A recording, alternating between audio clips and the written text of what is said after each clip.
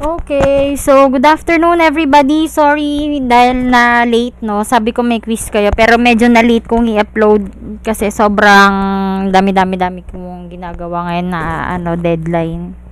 Pero don't worry. So let's start our simple discussion about your first quiz in IBT in continuation with our topic. Diba? Sabi ko nga may quiz kayo. So start tayo. Play ko lang muna to. Okay. So, start na po natin.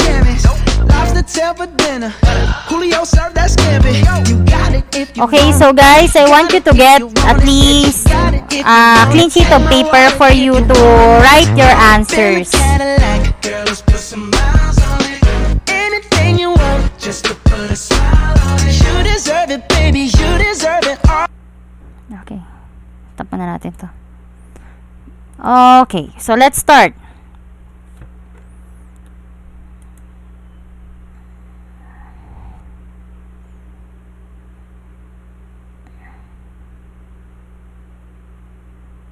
So I'm going to give you at least 5 minutes, no, para makapag-prepare na makailangan nyo. Yung clean sheet of paper, tapos yung ballpen ninyo.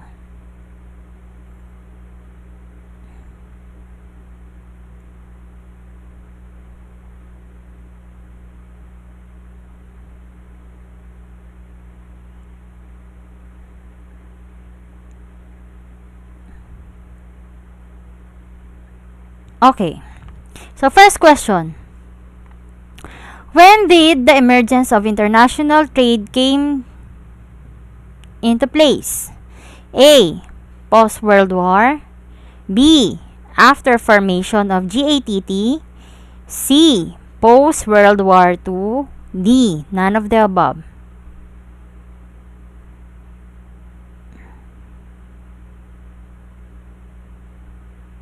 Okay, next question.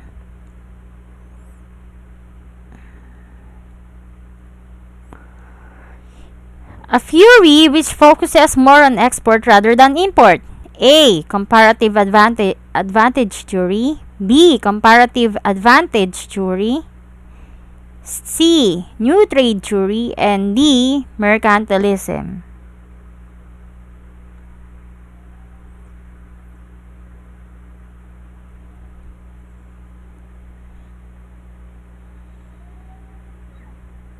Next. A theory which is based on opportunity cost. A. Comparative advantage theory. B. Heckscher-Ohlin theory. C. Product life cycle theory. And D. Absolute advantage theory.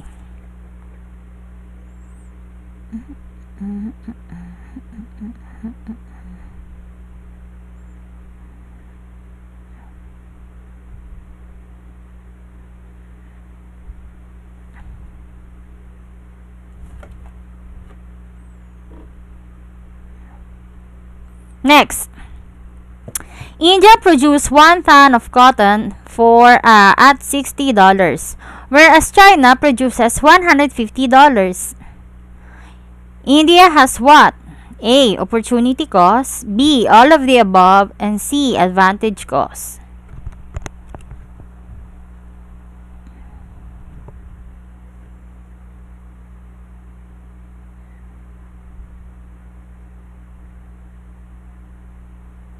Next, what does PPF stands for? A. Production Possibility Frontier.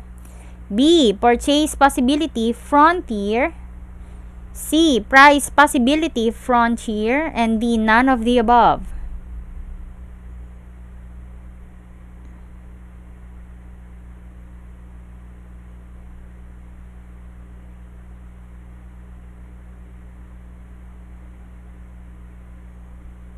Next, what caused PPF to shift?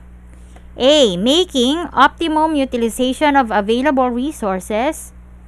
B. Making least use of available resources.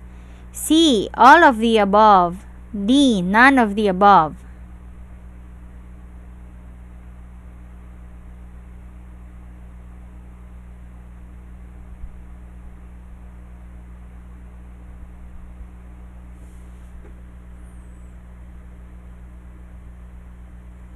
Next, a PPF possibility curve shows the various combination of output. A. Consumer would like to consume. B. Producer would like to consume.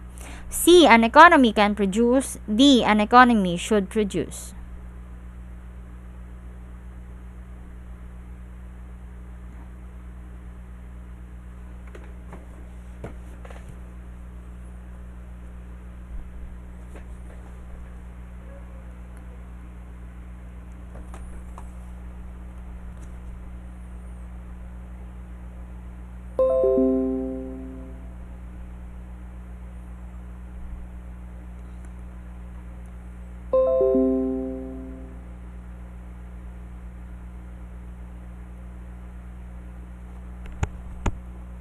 Alright, next. If an economy can produce various combination of food, shelter, along with the production possibility curve or PPC, then if we increase the production shelter along the PPC, which of the following is true?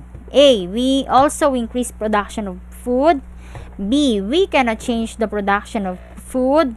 C. We must decrease the production of food. This foregone food production represents the opportunity cost of the increased shelter, and for the last choice, letter D, none of the above.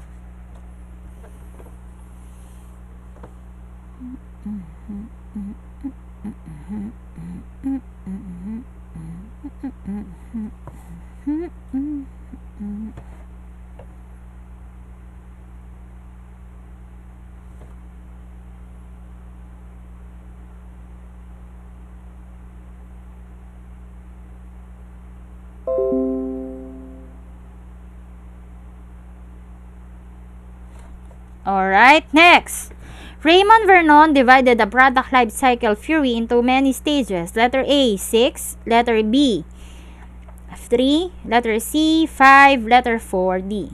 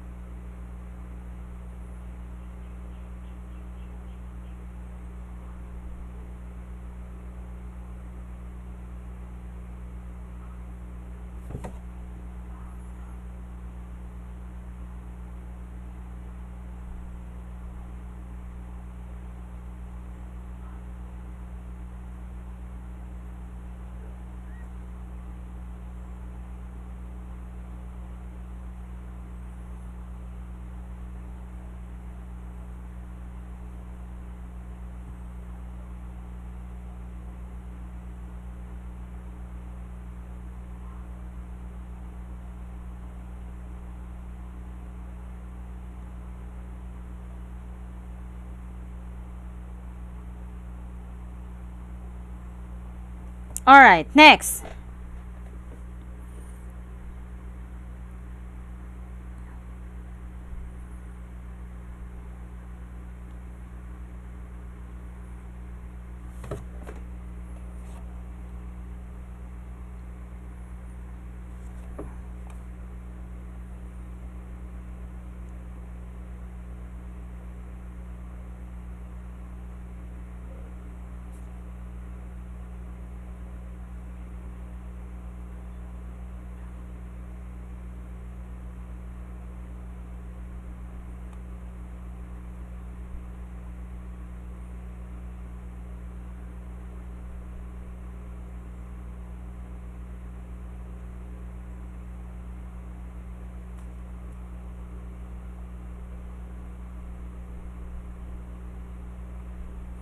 Okay, next question. Vernon theory main throwback was dominance of European Asian market. Is it true or false? Next, low variety of products and high cost is a factor of world within trade. Is it true or false?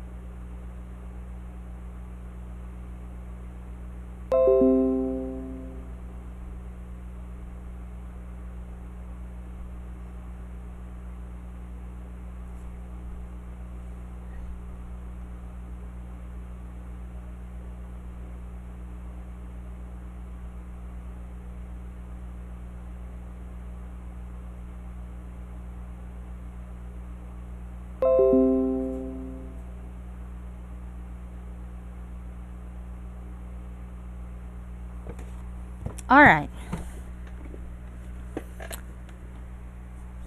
Next, monopolistic competition is A. Perfect market with many producers. B. Imperfect market with many producers.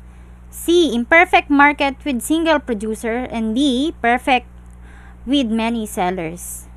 Next, firms having first mover advantage are dominant in the market. Is it true or false?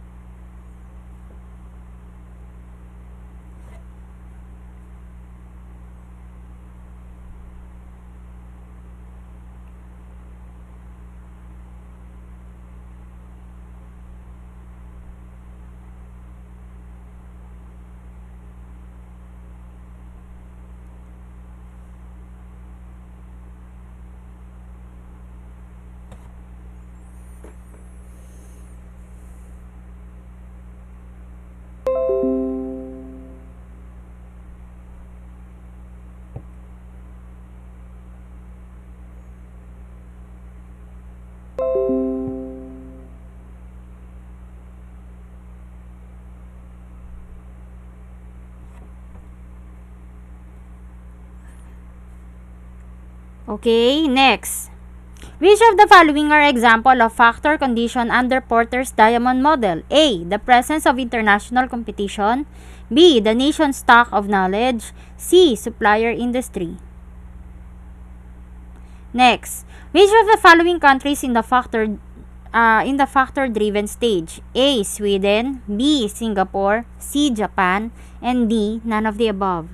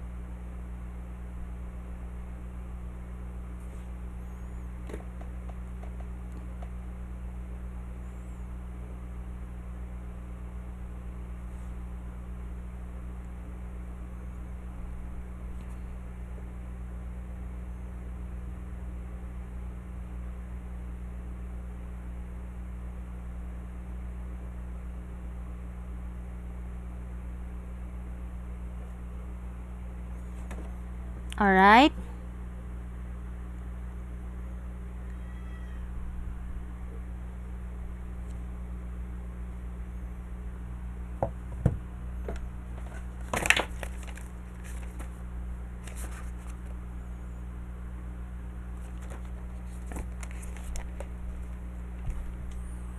Okay, thank you. See you again next week. I hope you're done already with the quiz. And I am very much hoping for a positive response regarding that. Thank you po sa lahat.